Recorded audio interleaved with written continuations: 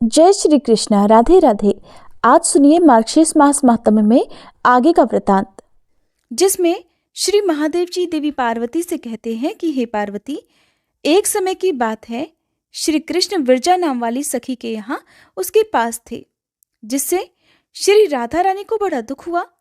इस कारण विरजा वहां नदी रूप होकर प्रवाहित हो गई। विरजा की सखियां भी छोटी छोटी नदियां बन गई। पृथ्वी की बहुत सी नदियां और सातों समुद्र विरजा से ही उत्पन्न हैं। राधा ने प्रणय कोप से श्री कृष्ण के पास जाकर उनसे बड़े कठिन शब्द कहे। सुदामा ने इसका विरोध किया, जिस पर लीलामयी श्री राधा ने उसे असुर हो जाने का श्राप दे डाला। फिर तो सुदामा ने भी लीला क्रम से श्री राधा को मानवीय रूप में प्रकट होने की बात कह दी। सुदामा माता राधा और पिता श्री हरि को प्रणाम करके जब जाने को तत्पर हुए, तब श्री राधा पुत्र विरह से कातर होकर आंसू बहाने लगी।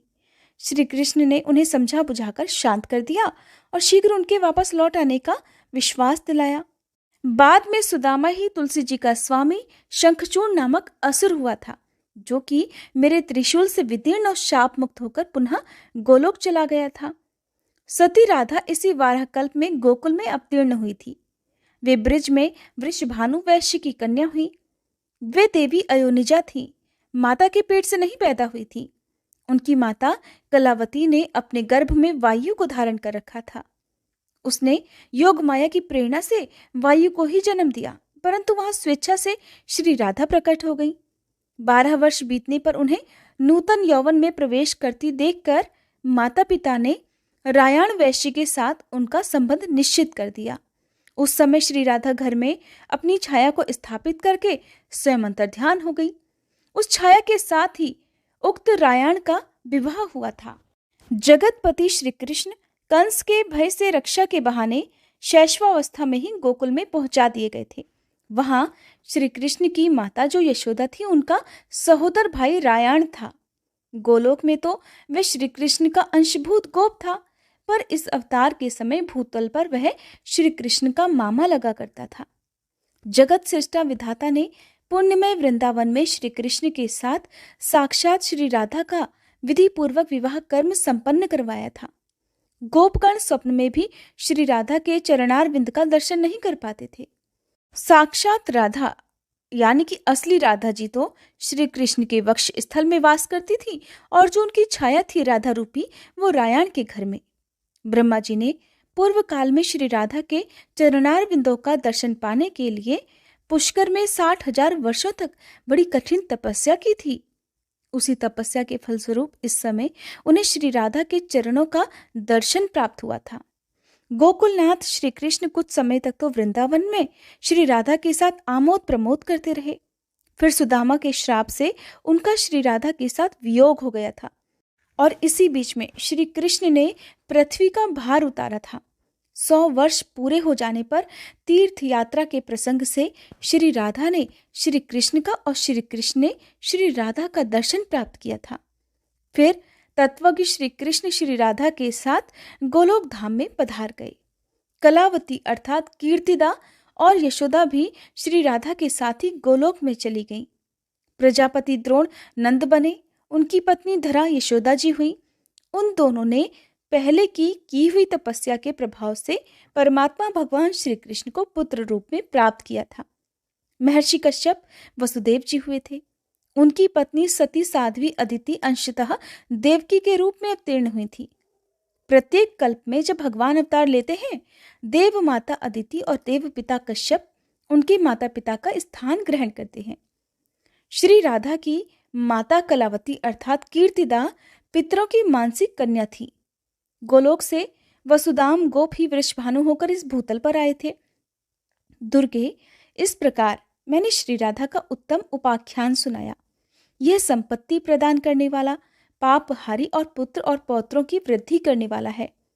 श्री कृष्ण 2 रूपों में प्रकट हैं, द्विभुज और चतुर्भुज। चतुर्भुज रूप से वे वैकुंठ धाम में निवास करते हैं और स्वयं द्विभुज श्री कृष्ण गोलोक धाम में। चतुर्भुज की पत्नी महालक्ष्मी, सरस्वती, गंगा और तुलसी हैं। ये चारों देवियां चतुर्भुज नारायण देव की प्रिया हैं। श्री कृष्ण की पत्नी श्री राधा हैं, जो उनके अर्धांग से प्रकट हुई हैं। वे तेज अवस्था, रूप और गुण सभी दृष्टियों से उनके अनुरूप हैं। विद्वान पुरुष को पहले राधा नाम का उच्चारण करके उसके बाद कृष्ण के नाम का उच्चारण करना चाहिए। और अगर इस क्रम का उलटफेर कर दिया जाए, अर्थात राधा कृष्ण कहने के बजाय कृष्ण और राधा कह दिया जाए, तो वह पाप का भागी होता है, इसमें संशय नहीं। कार्तिक की पूर्णिमा को गोलोक के रास मंडल में श्री कृष्ण ने राधा जी का पूजन किया और तत्संबंधी महोत्सव रचाया था। उत्तम रत्नों की गुटिका में राधा कवच रखकर गोपों सहित श्री हरि ने उसे अपने कंठ और दाहिनी बाह में धारण किया। भक्ति भाव से उनका ध्यान करके स्तुति की। फिर मधुसूदन ने राधा के चबाए हुए तांबूल अर्थात पान को लेकर स्वयं खाया था। श्री राधा श्री कृष्ण की पूजनीया भी हैं और श्री कृष्ण राधा जी के पूजनीय हैं। वे दोनों एक दूसरे के इष्ट देवता हैं। उनमें भेदभाव करने वाला पुरुष नरक में जाता है। श्री कृष्ण के बाद धर्म ने, ब्रह्मा जी ने, मैंने, अनंत ने, वासुकी ने और सूर्य चंद्रमा ने श्री राधा का पूजन किया। फिर देवराज इंद्र, रुद्रगण, मनु, मनुपुत्र, देवेंद्रगण, मुनीन्द्रगण और संपूर्ण विश्व के लोगों ने श्री राधा की पूजा की। ये सब द्वितीय आवरण के पूजक है। तृतीय आवरण में 7 द्वीपों के सम्राट सुयज्ञ ने और उनके पुत्र पौत्रों और मित्रों ने भारतवर्ष में प्रसन्नता पूर्वक श्री राधिका का पूजन किया। उन महाराज को दैववश किसी ब्राह्मण ने श्राप दे दिया था, जिससे उनका हाथ रोगग्रस्त हो गया था, जिस कारण वे मन ही मन बहुत दुखी रहा करते थे। उनकी राज्य लक्ष्मी छिन गई थी, परंतु श्री राधा के वरदान से उन्होंने अपना राज्य पुनः प्राप्त कर लिया। ब्रह्मा जी के द्वारा दिए हुए स्तोत्र से परमेश्वरी श्री राधा की स्तुति करके राजा ने उनके अभेद्य कवच को कंठ और बाह में धारण किया और पुष्कर तीर्थ में 100 वर्षों तक ध्यानपूर्वक उनकी पूजा की। अंत में वे महाराज रत्नमय विमान पर सवार होकर गोलोक धाम में चले गए। देवी, ये सारा प्रसंग मैंने तुम्हें कह सुनाया, अब और क्या सुनना चाहती हो? तब देवी पार्वती कहने लगी, प्रभो, राजा सुयज्ञ कौन थे? किस वंश में उनका जन्म हुआ था? उन्हें ब्राह्मण का श्राप कैसे प्राप्त हुआ था और किस तरह श्री राधा जी को वे प्राप्त कर सके? जो सर्वात्मा श्री कृष्ण की पत्नी है और साक्षात श्री कृष्ण ने जिनका पूजन किया है, उन्हीं परमेश्वरी श्री राधा की सेवा का सौभाग्य एक मलमूत्रधारी मनुष्य को कैसे मिल सका? जिनके चरणार विंदों की रज को पाने के लिए ब्रह्मा जी ने भी पूर्व काल में पुष्कर तीर्थ के भीतर 60,000 वर्षों तक बड़ी कठिन तपस्या की थी और जिनका दर्शन पाना आपके लिए भी अत्यंत कठिन है, उन्हीं पुरातनी महालक्ष्मी श्री राधा देवी का दर्शन राजा सुयज्ञ ने कैसे किया? वे मनुष्यों के दृष्टि पथ में कैसे आई? तीनों लोकों के सृष्टा ब्रह्मा जी ने राजा सुयज्ञ को श्री राधा का कवच किस प्रकार दिया? उनके ध्यान, पूजन और स्तोत्र का उपदेश कैसे दिया? हे महादेव, ये सब भी बताने की कृपा कीजिए। तब श्री महादेव जी बोले, देवी, 14 मनुओं में जो सबसे प्रथम है उन्हें स्वयंभू मनु कहते हैं। वे ब्रह्मा जी के पुत्र और तपस्वी कहे गए हैं। उन्होंने शत्रुपा से विवाह किया था। मनु और शत्रुपा के पुत्र उत्तानपाद हुए। उत्तानपाद के पुत्र केवल ध्रुव हैं। हे गिरिराज नंदनी, ध्रुव की कीर्ति तीनों लोकों में विख्यात है। ध्रुव के पुत्र उत्कल हुए, जो भगवान नारायण के अनन्य भक्त थे। उन्होंने पुष्कर तीर्थ में 1000 राजसूय यज्ञों का अनुष्ठान किया था। उस यज्ञ में सारे पात्र रत्नों के बने हुए थे। राजा ने बड़ी प्रसन्नता के साथ वे सभी पात्र ब्राह्मणों को दान कर दिए थे।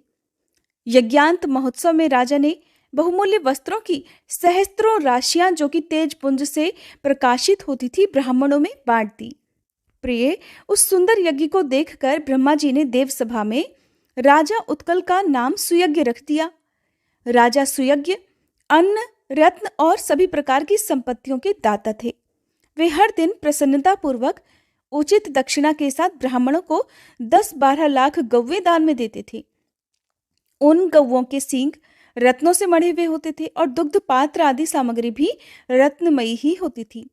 वे हर दिन 6 करोड़ ब्राह्मणों को भोजन कराया करते थे। उन्हें प्रतिदिन चूसने, चबाने, चाटने और पीने योग्य भोजन सामग्री देकर तृप्त किया करते थे।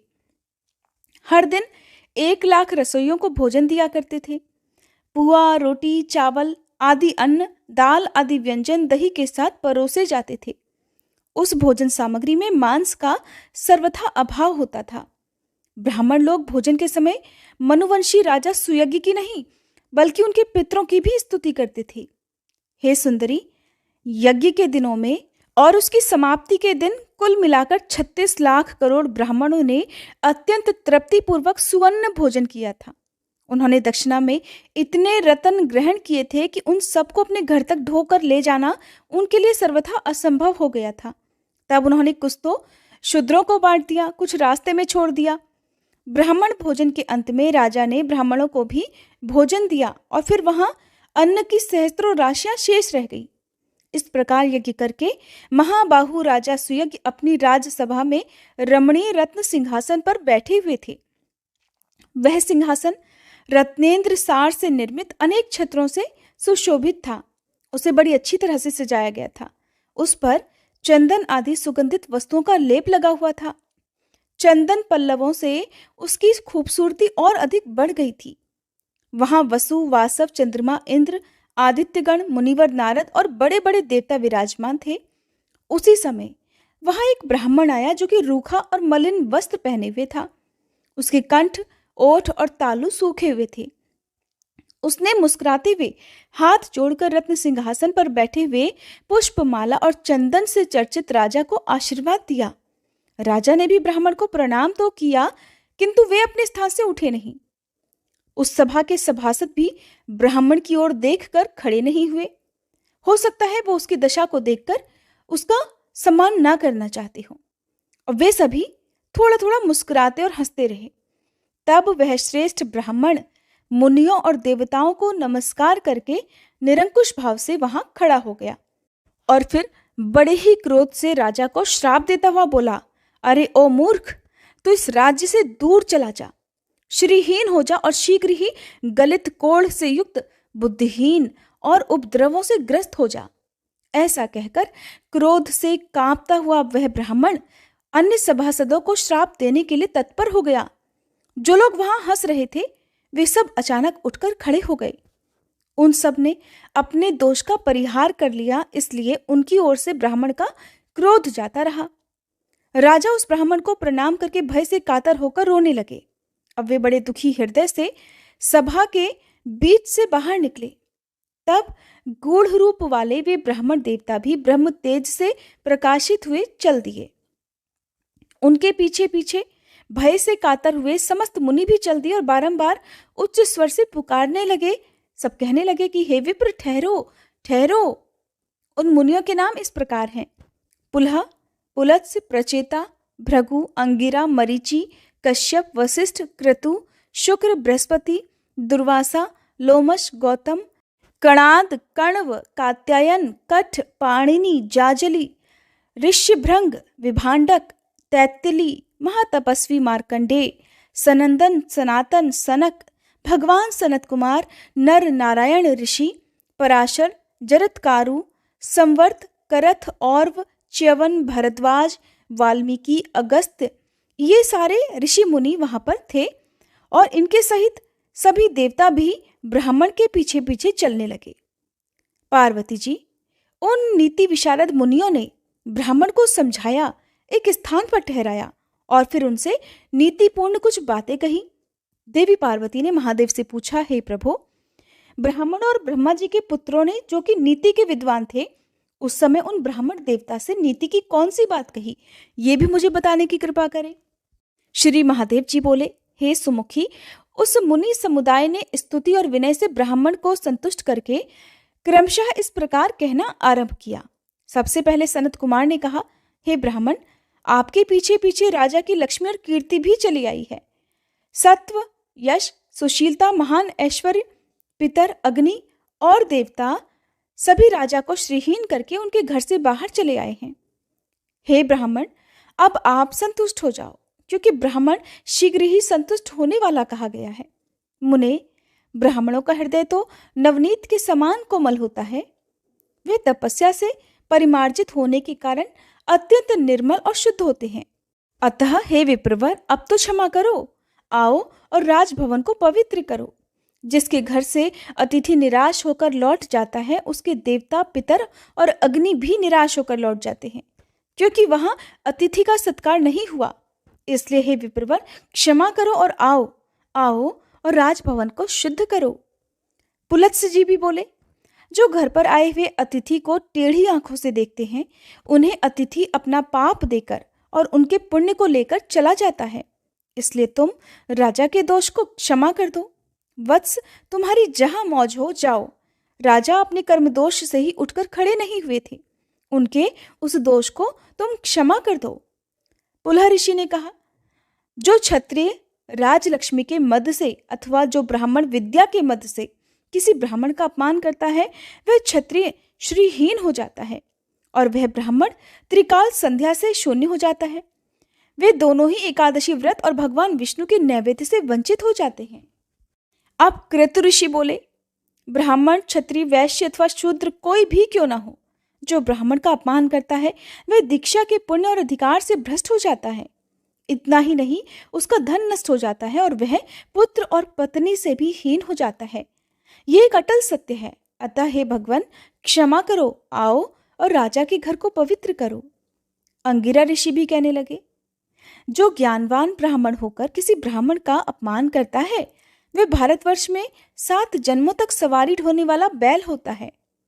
मरीचि ऋषि बोले, जो पुण्य क्षेत्र भारतवर्ष में देवता, ब्राह्मण और गुरु का अपमान करता है, वह भगवान विष्णु की भक्ति से वंचित हो जाता है। कश्यप मुनि ने कहा, जो वैष्णव ब्राह्मण को देखकर उसका अपमान करता है, वह विष्णु मंत्र की दीक्षा से वंचित होकर विष्णु पूजा से भी विरत हो जाता है। अब प्रचेता ऋषि बोले, जो अतिथि ब्राह्मण को आया देखकर उसके लिए अभ्युत्थान नहीं करता, उठकर खड़ा नहीं हो जाता, वह भारत भूमि में माता पिता की भक्ति से रहित हो जाता है। उस मूर्ख को 7 जन्मों तक हाथी की योनि में जन्म लेना पड़ता है। इसलिए हे द्विश्रेष्ठ, शीघ्र चलो, राजा को आशीर्वाद दो। दुर्वासा ऋषि कहने लगे, जो गुरु ब्राह्मण अथवा देवता की प्रतिमा को देखकर शीघ्र ही उसके सामने मस्तक नहीं झुकाता, वह पृथ्वी पर सुअर होता है। इसलिए हे ब्राह्मण, हमारे सब अपराधों को क्षमा करो और चलकर अतिथि सत्कार ग्रहण करो। अब राजा ने पूछा, आप सभी लोग श्रेष्ठ मुनि हैं, आपने किसी न किसी बहाने से धर्म का उपदेश दिया है, अतः सब कुछ स्पष्ट बताकर मुझ मूर्ख को समझाइए। हे विप्रवरो, आप लोग पहले मुझे ये बताएं कि स्त्री हत्या, गौ हत्या, गुरु पत्नी गमन, ब्रह्म हत्या और कृतघ्नता करने वालों को कौन सा दोष लगता है और उसका परिहार अर्थात उसकी मुक्ति कैसे होती है। वशिष्ठ जी बोले, राजन, अगर अपनी इच्छा से गोवध का पाप किया गया हो तो उसके प्रायश्चित के लिए मनुष्य लगातार 1 वर्ष तक तीर्थों में भ्रमण करता रहे, तीर्थों के दर्शन करता रहे। वह हर दिन जौ की रोटी या जौ की लपसी खाए और हाथ से ही जल पिए। वर्ष पूरा होने पर ब्राह्मणों को दक्षिणा सहित 100 अच्छी और दूध देने वाली गौओं का दान करे। प्रायश्चित से पाप क्षीण हो जाने पर भी मनुष्य अपने संपूर्ण पाप से मुक्त नहीं हो जाता। जो पाप बचा रहता है, उसी के फल से वह दुखी और चांडाल होता है। अगर आतिदेशिक हत्या हुई हो, अर्थात साक्षात गोवध आदि ना होकर उसके समान बताया गया कोई पाप कर्म हो गया हो, तो उसमें साक्षात की हुई हत्या से आधा फल भोगना होता है। अनुकल्प रूप प्रायश्चित से उस हत्या का पाप अगर क्षीण हो जाता है, फिर भी उससे पूरी तरह मुक्ति नहीं मिल पाती। शुक्र ने कहा, स्त्री की हत्या करने पर निश्चय ही गौ हत्या से दुगना पाप लगता है। स्त्री हत्यारा हजारों वर्षों तक काल सूत्र नामक नरक में निवास करता है। फिर वह महापापी मानव 7 जन्मों तक सुअर और 7 जन्मों तक सांप बन जाता है। इसके बाद उसकी शुद्धि हो पाती है। बृहस्पति जी बोले, स्त्री हत्या से भी 2 गुना पाप लगता है ब्रह्म हत्या में। ब्रह्म हत्यारा 1 लाख वर्षों तक निश्चय ही महाभयंकर कुंभीपाक नरक में निवास करता है। फिर उस महापापी को 100 वर्षों तक विष्ठा का कीड़ा होना पड़ता है। इसके बाद 7 जन्मों तक सर्प बनकर वह उस पाप से मुक्त हो पाता है। गौतम ऋषि भी समझाने लगे कि हे राजेंद्र, कृतघ्न को ब्रह्म हत्या से 4 गुना पाप लगता है। वेदों में अवश्य ही कृतघ्नों की शुद्धि के लिए कोई प्रायश्चित नहीं कहा जाता, अर्थात जो दूसरे के उपकार को, दूसरे के एहसान को ना मानने वाला हो, उसे कृतघ्न कहते हैं। राजा ने पूछा, वेद वेत्ताओं में श्रेष्ठ हे महर्षि, आप मुझे कृतघ्नों का लक्षण बताइए। कृतघ्नों के कितने भेद हैं और उनमें से किन्हें किस दोष की प्राप्ति होती है? तब ऋषि श्रृंग ने उत्तर दिया, सामवेद में 16 प्रकार के कृतघ्नों का वर्णन किया गया है राजन। वे सब के सब प्रत्येक दोष से प्रत्येक फल के भागी होते हैं। सत्कर्म, सत्य, पुण्य, स्वधर्म, तप, प्रतिज्ञा, दान, परिपालन, गुरुकृत्य, देवकृत्य, कामकृत्य, द्विज पूजन, नित्यकृत्य, विश्वास, पर धर्म और पर प्रदान, इनमें स्थित हुए मनुष्यों का जो वध करता है वह पापिष्ठ कृतघ्न कहा गया है। इनके लिए जो लोक हैं वे इस जन्म से भिन्न योनियों में उपलब्ध होते हैं। हे राजन, वे पापी कृतघ्न जिन जिन नरकों में जाते हैं वे नरक निश्चय ही यमलोक में विद्यमान हैं। राजा सुयज्ञ ने पूछा, हे प्रभु, किस प्रकार के कृतघ्न कौन सा कर्म करके किन किन भयंकर नरकों में जाते हैं? इसे एक एक करके मैं सुनना चाहता हूं, आप बताने की कृपा करें। कात्यायन ऋषि बोले, राजन, जो शपथ खाकर भी अपने सत्य को मिटा देता है, यानी कि जो कसम खाने के बाद भी अपनी बात को पूरा नहीं करता, उसका पालन नहीं करता, वह कृतघ्न अवश्य ही 4 युगों तक कालसूत्र नरक में निवास करता है। फिर 7 जन्मों तक कौवा और उल्लू होकर फिर से 7 जन्मों तक महारोगी शूद्र होता है। इसके बाद उसकी शुद्धि हो पाती है। फिर सर्वश्री सनंदन, सनातन, पराशर, जरत्काल, भरद्वाज और विभांडक ने अलग अलग कृतघ्नों के भेद और उनको प्राप्त होने वाली दुर्गति का वर्णन किया। फिर श्री मार्कंडेय जी बोले, मार्कंडेय जी ने कहा कि हे नरेश्वर, शूद्र जाति स्त्री के साथ समागम करने पर ब्राह्मण को जो दोष लगता है उसका वर्णन वेदों में किया गया है। उसे बताता हूं, सावधान होकर सुनो। जो ब्राह्मण शूद्र जाति स्त्री के साथ संबंध स्थापित करता है वह कृतघ्नों में प्रधान है, सबसे बड़ा कृतघ्न है। उसे 14 इंद्रों के स्थिति काल तक क्रमेण दस्त्र नामक नरक में निवास करना होता है। वहां वह ब्राह्मण कीड़ों के काटने से व्याकुल रहता है। यमराज के दूत उससे प्रतिदिन तपाई हुई लोहे की प्रतिमा का आलिंगन करवाते हैं। फिर निश्चय ही वह व्यभिचारिणी स्त्री की योनि का कीड़ा होता है। इस अवस्था में 1000 वर्षों तक रहने के बाद वह शूद्र होता है। फिर उसकी शुद्धि हो पाती है। राजा बोले, हे मुने, अन्य कृतघ्नों के कर्मों का भी फल बताइए। ये ब्राह्मण का श्राप तो मेरे लिए बड़ा लाभदायक हुआ है, क्योंकि इसके कारण मुझे सत्संग का लाभ हुआ है। भला विपत्ति में पड़े बिना किसको संपत्ति प्राप्त होती है?